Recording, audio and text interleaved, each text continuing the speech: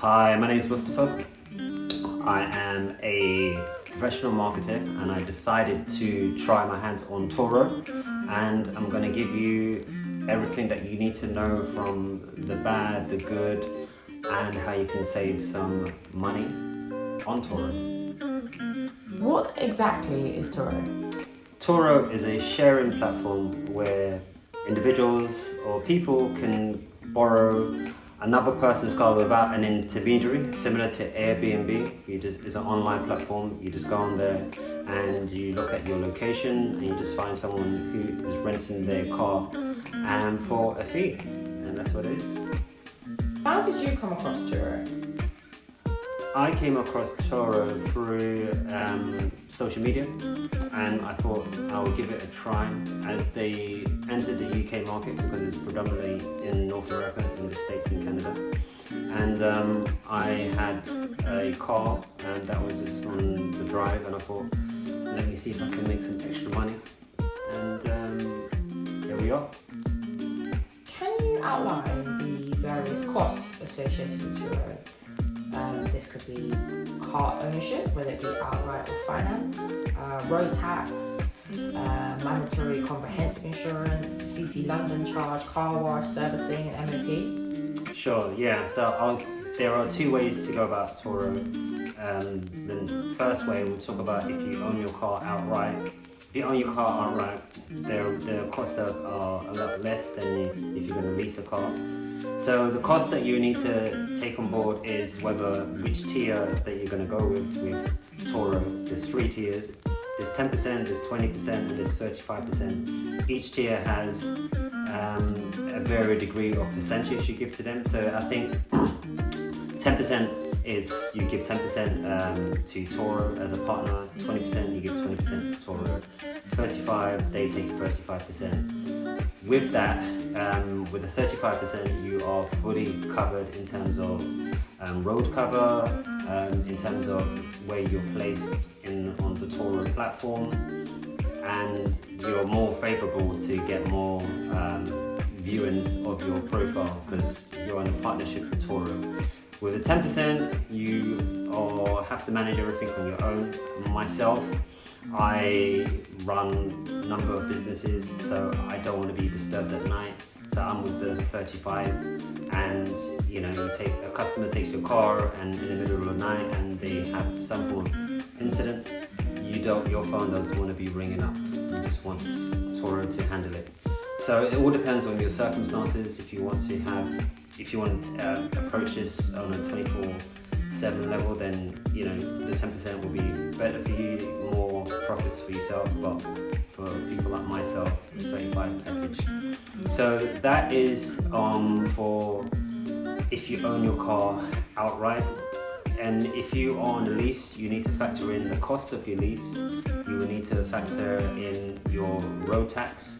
You will need to pay for, if you live in London, and because my cars are in London, you will need to automatically sign with the congestion charge. You need to have a relationship with a car wash or have a mobile car wash individual to wash your cars, because this is a huge aspect when it comes to people taking your car.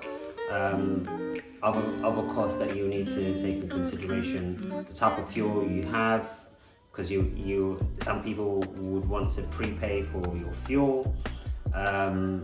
You have to have road tax, you've got to be insured, and you've got to have fully comprehensive insurance. Depending on what type of car you have, it can be pretty costly knowing that other people are going to be driving. What factors do you think I need to consider when selecting a car to list on Turo? Is it something like a premium status, vehicle type, whether it be SUV, saloon, small car? And do I need to think about the choice between electric and ICE cars, and what the pros and cons of each? Sure. You definitely need to consider what the location that you are going to place your vehicle in. That's the most crucial. If you are in a really small town and there's going to be like a tourism, then you will need to find a place where there's going to be individuals that may want to take your car for the purposes they want to use it for. But you've got to have a relatively strong area where people are pretty active. So that's number one. Number two, the choice of car that you have. So if we go with a question about an ICE vehicle or an electric car, ICE meaning internal combustible engine, you would definitely need to factor in what your limitations are for the car is going to be.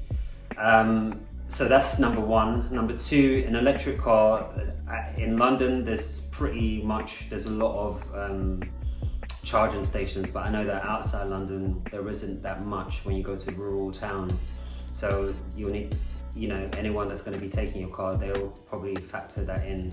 And then the type of car, so whether you're going to get a luxury car, knowing if you're going to get a luxury car, are you going to be comfortable enough to pay for potential scratches, potential damage with the interior of the car, because your car is going to be leased to a lot of individuals. So these are the things that I would say that you need to consider of operating cost. Is it within your budget? If it's within your budget, then do so for a premium car, but if it's out your budget, you will need to think quite sensibly about it. Do you typically meet customers in person, or do you use a key drop system? I don't use the key drop system. I personally meet each individual customer because I like to assess the vehicle with them so that they know that when they've taken the vehicle that it's in good condition, and if it comes back with any knocks and crannies or any forms of like dents or scratches, there's a common consensus that it wasn't there before. And I feel that it's a lot more personal. You build up a rapport with them. I've got a lot of repeat clients just for the fact that I've personally delivered or met them with a car. But you can have a key system if you're not time rich. It's definitely good to have a key system, but you just need to organize that. But because of how my car is and the structure of it, I have a minimum window of renting, so I try to meet people on the days that I have as much time as possible. In your opinion, do you think additional marketing is necessary for success on Turo? Additional marketing, it helps, but it doesn't help when you're on the platform and the algorithm. It's the frequency of how often your car is rented, and it's also the feedback, the reviews that you get. Turo give you that. If you get, your full 5-star candidate, your car will just go automatically. But I don't think it's necessary. I mean, if you have a lot of social media followers and etc., and you want to scale the business, it definitely helps for sure, but it's not mandatory. So I'm actually looking to start my journey with Turo. How do I begin? So there's a number of steps you can take to set up your Turo account. You can just go online, take pictures, make sure you wash the car, take lots of pictures from the outside, all different angles, internal. If your car's got a number of cool features or mandatory features, such as you've got air conditioning if it's hot, or you've got inbuilt sat nav, or you've got like Apple CarPlay and all that stuff, all those things help. One thing that I would like to stress is that if you are using your personal car, you've definitely got to have you've got to have a level of detachment to the car, because the car is going to be used by other people and they may not use it to the same degree or care or with attention to detail as you would. I personally have zero attachment to all the cars that I have, and they just are being damaged. But if it's your personal car that you use to, to drop your family, you're going to drop the kids, etc., it's something that I would definitely need to detach from. If you are going to use it as the family car also, you have to clear your entire data from your car, because you may have some people that can easily lift the data left from your mobile phone, and they can get everything. So if you've put all your contact details, you may think, just a telephone number, but they can get everything from your number, all your WhatsApp messages, your text messages, your home address, locations where you've been. It's easily able to take that data. So it's pretty easy. Just log online, fill out the car's details, register it, and you're on your way. What recommendation do you have once someone starts using Turo?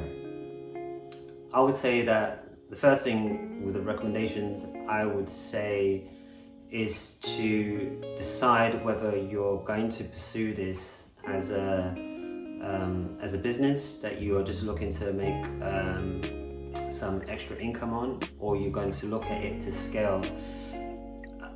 The second thing is, my recommendation is that I would not use personally my own vehicle. You would just need to use a vehicle that you're going to use for business purposes alone. If you have an accountant, there's ways that you can offset a lot of the expenses. But I would definitely would not use my personal vehicle at all. You need to have complete detachment from it. Recommendations would be to find a great location. If you're in London, there's so many locations that you can choose from that will definitely get your car rented, because it's a tourist city. I would also say that you definitely need to match what your budget can afford when it comes to repairs and servicing for your car. And if you go out and go and buy, you go and buy a Tesla or an electric vehicle, for instance, and one of your customers gets into an accident and it's not covered by the warranty, it's very costly. Then you need to factor in stuff like insurance for an electric car. It's close to 60% more than a nice car. So these are tiny little things that you need to factor in when you are.